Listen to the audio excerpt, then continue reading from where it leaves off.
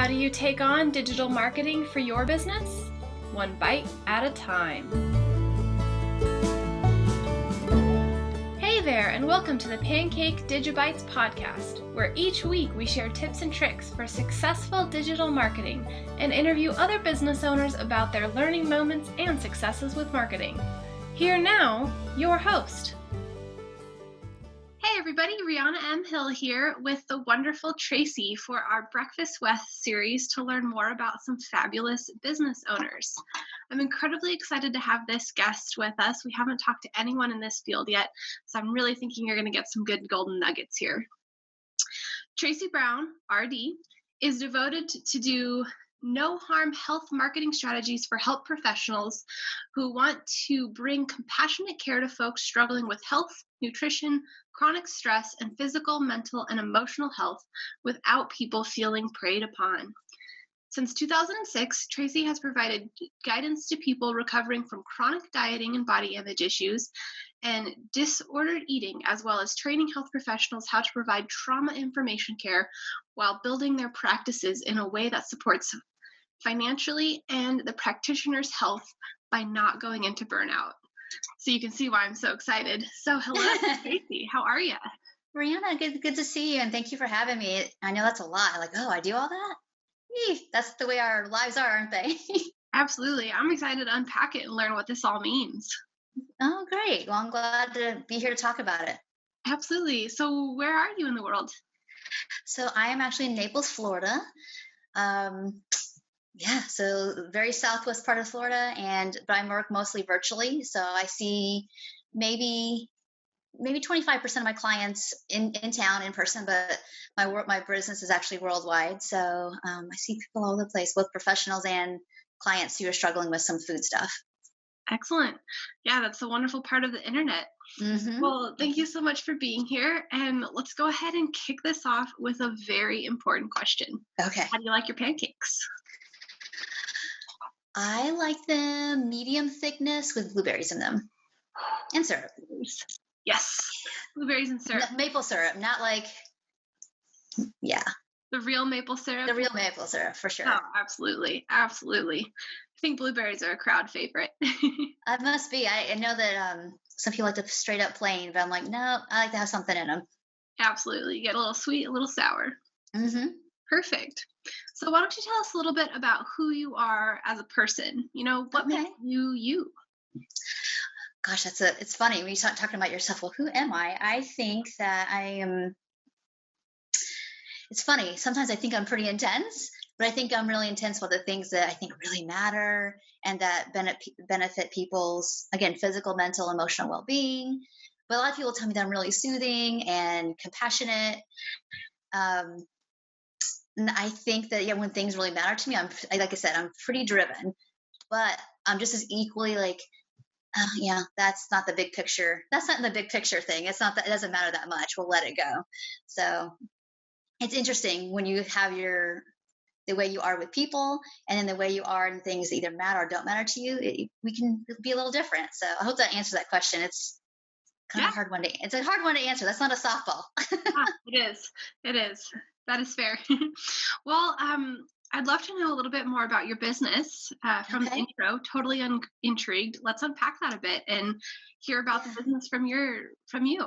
Sure. So I provide online non-diet, which I'll talk about what that is in a second, attuned eating coaching for people who have struggled maybe 6 months, 60 years with any kind of disordered eating or discomfort in their own skin, whether it's with food, movement, body size, whatever. And I also train professionals to provide that kind of counseling and coaching as well. So I'm a dietitian by training initially, and then I kind of went on to more of a non-diet approach, which is I don't give people diets because, in fact, the science is really clear that 95% of the time that if you go on one, it's not because it's your fault or you're lacking willpower, but biologically our bodies will fight against that and people will gain that weight back within 2 to 5 years. So it's like, why would I prescribe something that has such a abysmal success rate, like 5%? and not regain that, and then actually be a yo-yo dieter with your health. It deteriorates your health physically and mentally as well. So it's like, there's got to be a better way. And so think about little babies. If they're not tampered with, they eat when they're hungry, they're stuffed when they're full. Sometimes they want a lot of noodles, sometimes they want a lot of grapes, and we're just bigger babies. Honestly, we can learn to eat from hunger and fullness, and our bodies regulate their size just fine. So it's not our bodies that are bad. It's our culture's a little messed up around, like, everybody has to be thin to be healthy or be attractive. And it's like, nah, there's always been diversity in people. So I think that's a saner approach. So I teach that, essentially, how to come back home to your body by listening to body signals again, and kind of like uncomplicating nutrition and eating. So, and I do that all over the world and provide that kind of counseling. And then from a business perspective for clinicians, a lot of times people are very passionate about this too, whether it's a body image coach or a health coach or a dietitian. But most of us are not trained for business. We don't know how to, like, oh, here's my card, let alone like, hey, do a video online. Yeah. So I like to talk and I like to demonstrate things. I'm very kinesthetic. So I talk with my hands and you can't see that, but it's one of those things that I see this very lack, for health professionals to know how to put themselves out there in a non-predatory, icky, pressury kind of way, but just offer what's possible and not overdo pain points to the point where people are like, oh, I'm so messed up and there's no point, versus like, yeah, that's actually real. You're suffering with this. This is what we can do, and help people feel like there's hope. So I teach professionals how to do that too. And Absolutely. That's what this business is about in a nutshell. Yeah, that's fantastic. I really like that you mentioned that everybody's different, and it's really just about listening to your body instead of seeing what's out there. We all have that friend who will eat, 10 bowls of ice cream and they can't gain weight for anything. And, but they're not necessarily healthy either by eating like that. Good point. So weight is not necessarily an indicator of health. That's right. And that's what I teach is, like, I'm not saying that everybody at every size you see them at currently is at their most vital place, but I know that hating people and shaming them for that doesn't work either. So it's more about, can we do this very humane approach, to helping people find that level of vitality that they could get just by focusing on actual health behaviors and not weight.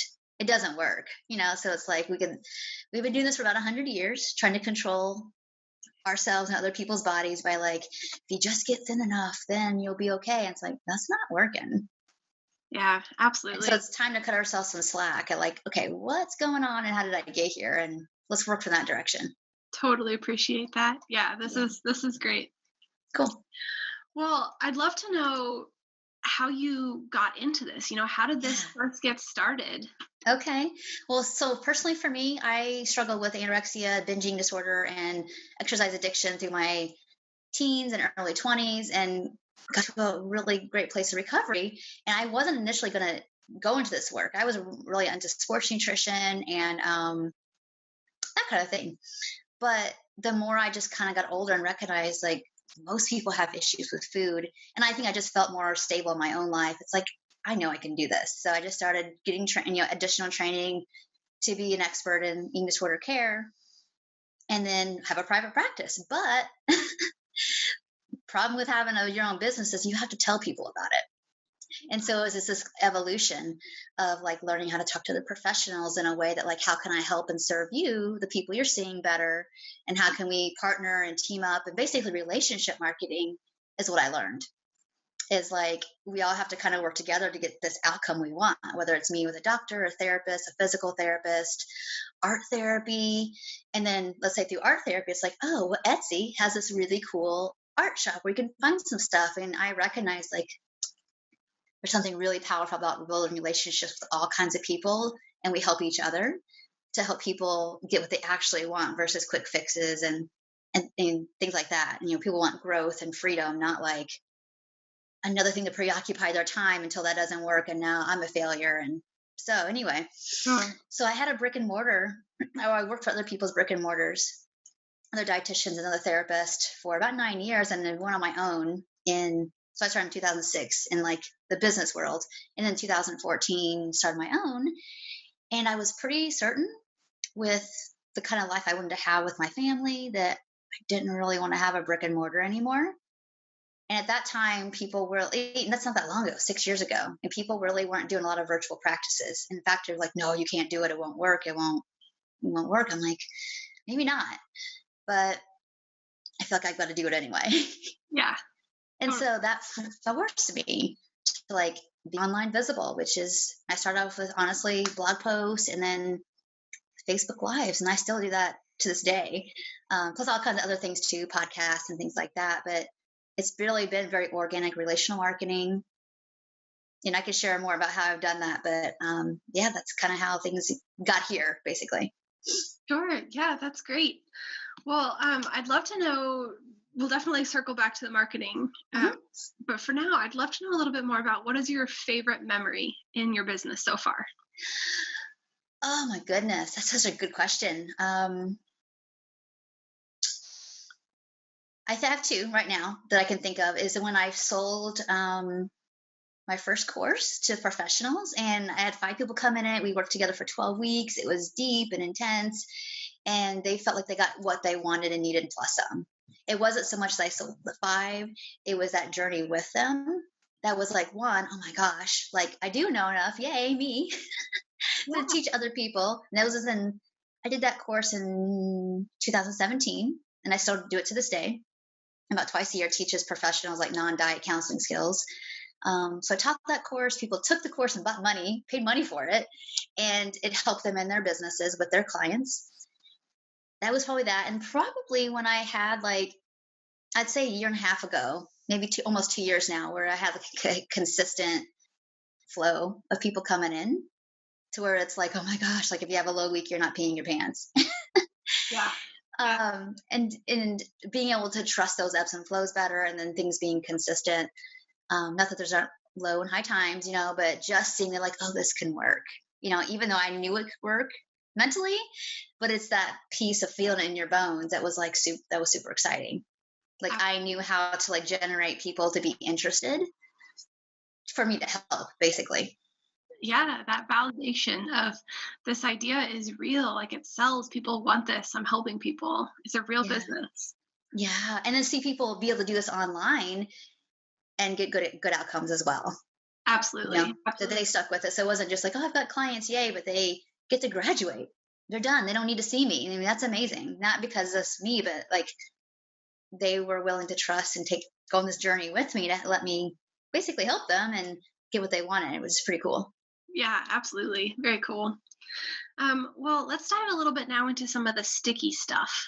Sure. What are some of the major challenges in your business that you've had to overcome, or perhaps you're still working on? Yeah. I think for me, copy is always still a thing of really articulating not just the head, but the head, heart, and gut of what the problems are, but not over identifying people with certain really sticky issues. If I'm online on Facebook doesn't like you have this problem. So articulating it in a way that's it's identifying this is a thing and here's what we can do without it getting in Facebook trouble, for example. And I think sticky stuff for me still is figuring out Facebook ads. It's going, and it's better than it was last year, but it continues to be a thing. And it does generate, for me, it's more of a generator of people watching my videos to learn about who I am and how I can help them. It's not so much, it hasn't been this whole here's some money for Facebook ads and I have 20 clients this week. It's been it's almost like a commercial for me. It's not really a bunch of clients today for me, and accepting that that's how it works in my niche, to be honest, as well.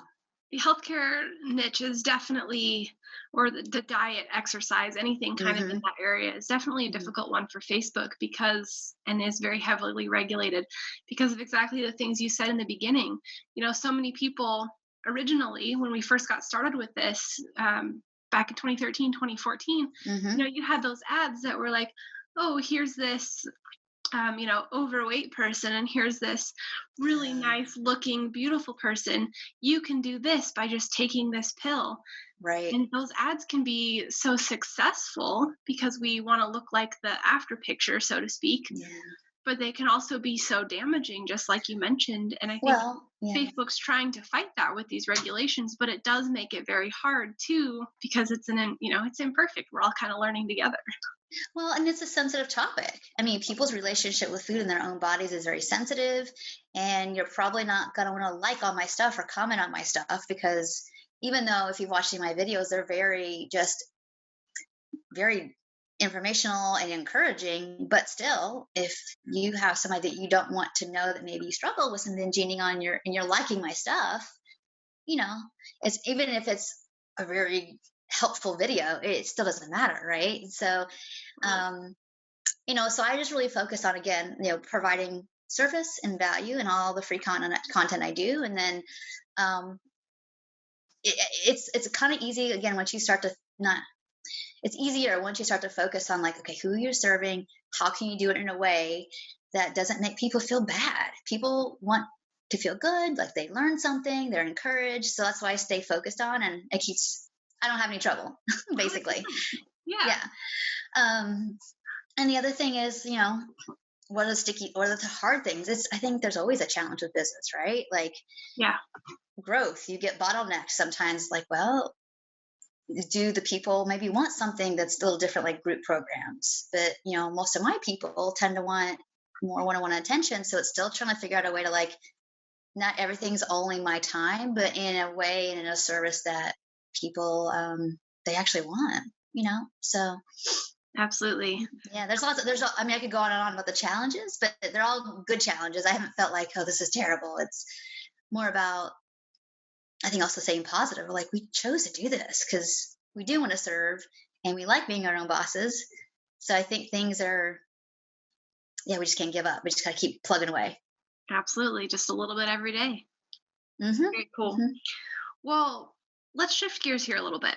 Sure. Let's talk about first jobs. So before you got into this industry, what were some of the first jobs you had, and how did those help you? Oh my goodness. So this is a good thing, because I haven't had too many jobs because I'm a terrible employee. That's why I do my own thing. So this is good to know. Yeah. So as a kid, I mowed yards like maybe a lot of kids do, and I babysat when I could drive. My first job was actually at a packing shed. So where you take produce from, like, fields and farms, and they bring in this big place, and you sort them, you box them up, whatever. And I worked with pretty much a large migrant population, and it taught me a lot about, like, whatever you've got to do it well, no matter how much you get or what's going on. And I mean, people took a lot of pride in, like, how good they were at doing all the things. And it's like, anything could be, no matter how small a task it is, to be done with, like, respect. So that was a great job, even though it was hard and hot, but it was good. Other jobs I've had, there haven't been too many more than that. Seriously, like, I worked at an oil change place in college and a bridal shop in college, and then a little retail, and that's about it. And after that, I was just kind of mostly school to, like, professional life, so all of them taught me about there are going to be people and things that aren't your favorite that you got to do, but it's more about, is this growing you at all, or is this a toxic place to be? And there's a difference. Absolutely. Yeah, there's a lot that can be learned from those beginning ones. I think retail is a pretty common one. Learning how to deal. I didn't last long in that, and it was, and I was always good at the people part of things. That wasn't the issue. It was more for me. I guess I had, like, post school and licensure job, and that's where I would get in trouble too, is I would see people being apathetic towards other, like, their customers or their patients. I don't do well with those kind of jobs, because people all deserve to be heard and seen and respected. And when those things weren't happening in those jobs, that's why I didn't last very long, because I would want to go in and, like, improve things, and people don't like that sometimes. Sure. So it's those kind of jobs showed me, like, about how much I need to be doing my own thing to run things the way I want to, and for people to be treated the way I think they should be treated. So Absolutely. Well, somebody who might be in that same position now, perhaps kind of bouncing around from different jobs or not quite feeling right, they know they want to go into this professional industry or maybe even start a business, Yeah. kind of based on your journey. What advice would you give to someone who's just getting started out there? I, because of circumstances, and probably people are listening to this too, that you need to work to pay your rent, maybe have food. And I know there's some circumstances where you just got to go all in and put all your time into it to grow something. But for the most part, I do recommend that you have a job that you can at least tolerate to pay some bills, to not put so much pressure on this baby business. Because Yeah. it's so hard for a new business to generate the income you need at the beginning, depending on what you're doing, whether it's goods or services, to immediately pay your mortgage and your bills. I don't know people who just do that. It happens, but I think most of us it doesn't, that we need something else to I think that's why I recommend is have something you're doing to help pay your bills as you're building your thing at night, on the weekends, whenever you get a chance to. One little thing every day, like you said, Rianna, is it matters. It's like it builds that little snowball to where eventually your snowball's giant, and it's not so dependent on every little tiny thing you do every day. It's got more of a life of its own because you put all that time into it. So I really appreciate that. Is, a business will come up with a whole bunch of its own bills, and just having the business pay for its own bills is a lot right, of pressure, let alone having it pay for you and your whole family. And that's when you're right. on that phone call focused on, I need to close this so I can feed my kids this month, sometimes that can be good motivation, but usually that means you're not focusing on, can I really actually help this person? Is this the right fit? So I Yeah, love that. Love yeah. that advice. Oftentimes we'll take on clients or promise things that we can't deliver because we're just and I understand that. I know I've done it too. Like it wasn't the most ideal client, and we've done it because we needed the income, and I totally get that. And if you don't have to do that, I wouldn't at the beginning and take, you know, it is good motivation, but if you love what you're doing, it's like I always felt motivated. I had other jobs going on as I built this, and my husband worked and I worked too, and slowly this has replaced, all what I was doing before. And when I say slowly, 2 years isn't that slow. Not really. It doesn't have to take forever. But it was just honestly an intense amount of focus of yeah, I'm gonna I love doing this. I know it can happen. I know this can help people stay focused. Stay Yeah. focused on what generates service and income, Hmm. and and be willing to pivot. Some things don't totally work out, but it doesn't mean you scratch it all. So Sure, sure. Yeah, that's excellent advice. Focusing yeah, on what's right for you, just kind of like health. yeah, yeah. Love that. Well, I love to throw this random question in here, Mm. just in the middle, change things up a little bit. What's one totally unique or irrelevant skill that you have? Um, that's funny. Um, Totally unique or irrelevant. That's tough when you're a very purposeful person. I'm trying to think. Maybe my family would say something like, "Oh yeah, you do this and that's just." Oh, I just have a lot of unnecessary knowledge. I'm really good at trivia pursuit. Okay.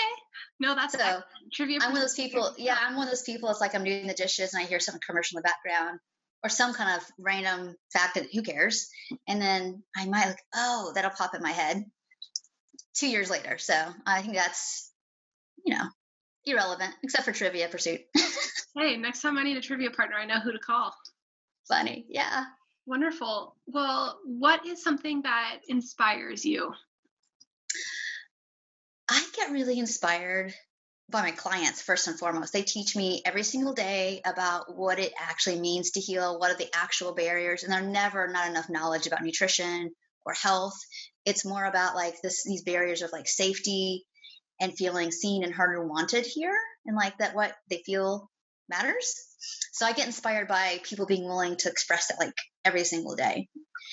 And I'm inspired by people who want to provide something that makes somebody else's life better.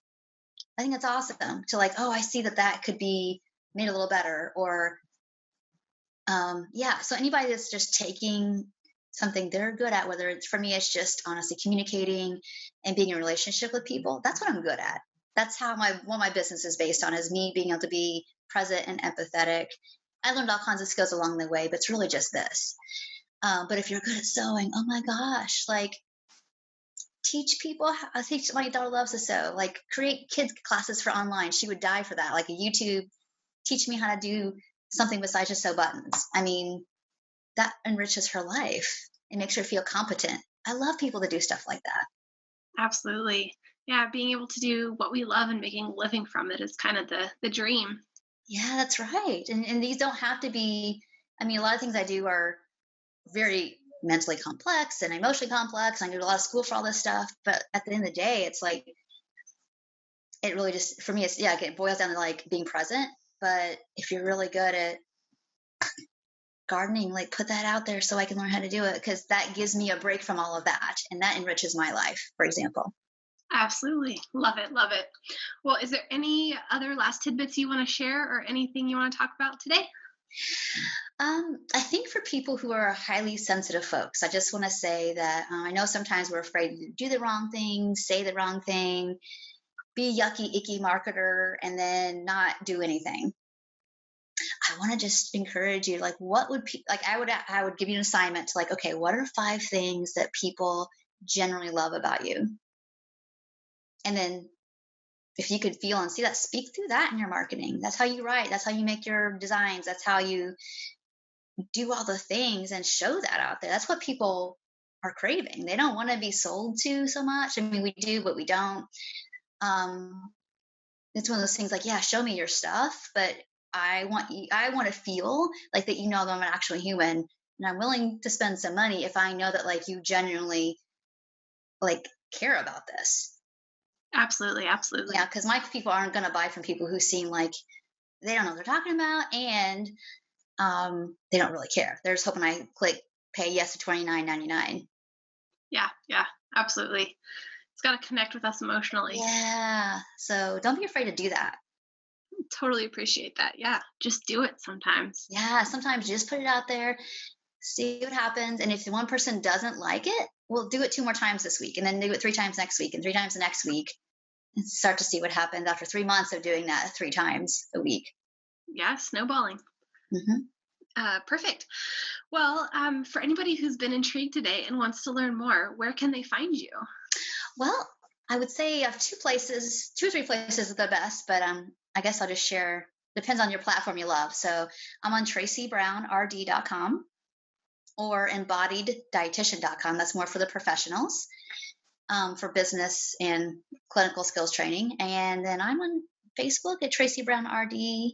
Yeah. And then all the videos I do on Facebook go to YouTube as well. So that's the same handle, all that stuff. Perfect. Well, Tracy, thank you so much for being here today, sharing all these wonderful nuggets, both about health and being a business owner. Lots of relatable, good content here. I really appreciate your time. You're welcome. Thank you so much for having me. All right. Have a great day, everyone. You too. Thank you so much for joining us. We greatly appreciate your time and hope you found value from today. Be sure to share this with someone if you learned something, or let us know if you have any questions by visiting us on Facebook at Pancake Digital Solutions. Thanks so much.